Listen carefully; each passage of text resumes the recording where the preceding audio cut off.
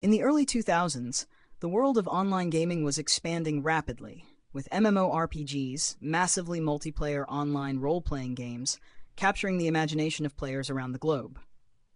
Amid the rise of Western giants like World of Warcraft and EverQuest, a lesser-known game quietly emerged in South Korea that would, over time, build a passionate following in Europe and beyond. That game was Metin2. Metin2 was developed by Ymir Entertainment, a South Korean game development company.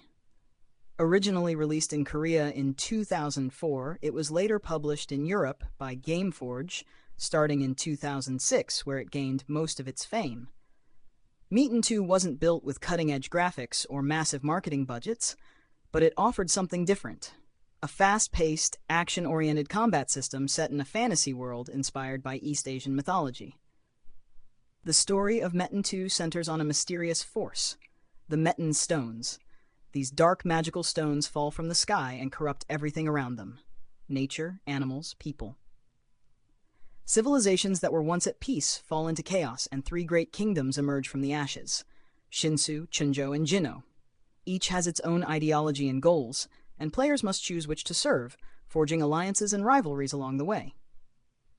Players began their journey in a small village, picking one of four main classes: warrior, ninja, sura, or shaman. Each class offered different fighting styles and abilities, from powerful melee strikes to mystical magic attacks and support skills. The leveling system was grind-heavy, requiring dedication and time, but it was rewarding for those who stuck with it. What made Metin2 stand out was its real-time combat system.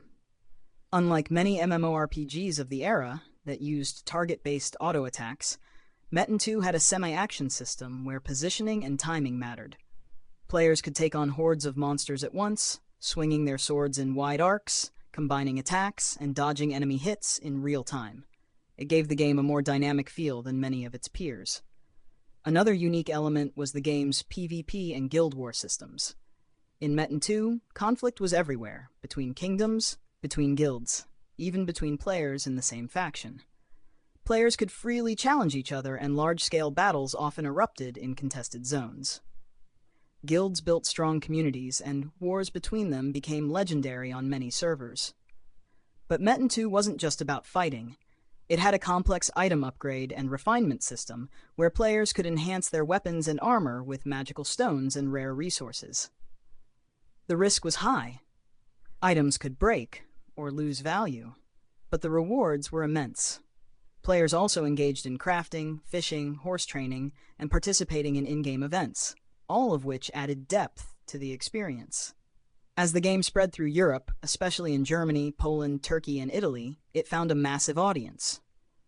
What started as a Korean import became a cultural phenomenon in certain regions, with players forming tight-knit communities, often playing in internet cafes or after school.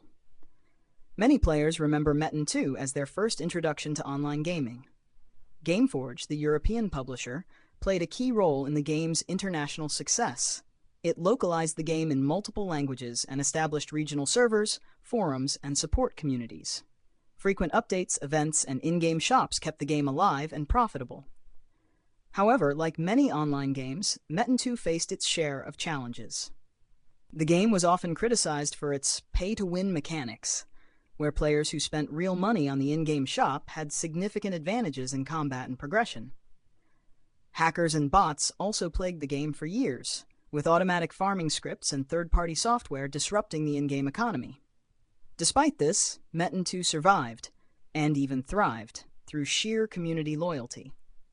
For many, the game became more than entertainment.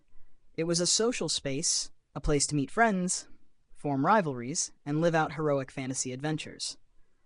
Over the years, Metin2 received various expansions and updates. New maps, dungeons, equipment, and features were added to keep the content fresh. The graphics and interface were slowly modernized, though the core gameplay and nostalgic charm remained intact.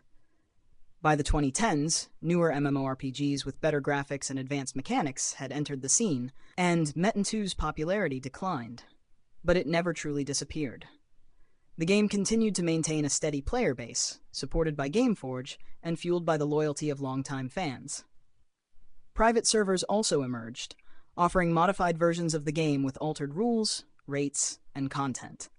These servers often attracted players looking for a fresh take on the classic formula, or simply seeking to relive their youth. Today, Metin2 is considered a cult classic.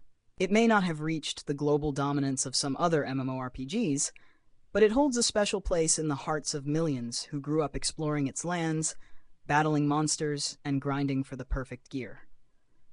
It's a story of resilience, a game built with modest means, which managed to carve out a lasting legacy through community, combat, and a little bit of magic. If you found this video interesting, give it a like. It really helps more people discover the channel. Leave a comment to share your thoughts or suggest a future topic. And don't forget to subscribe if you'd like to keep exploring the world through AI.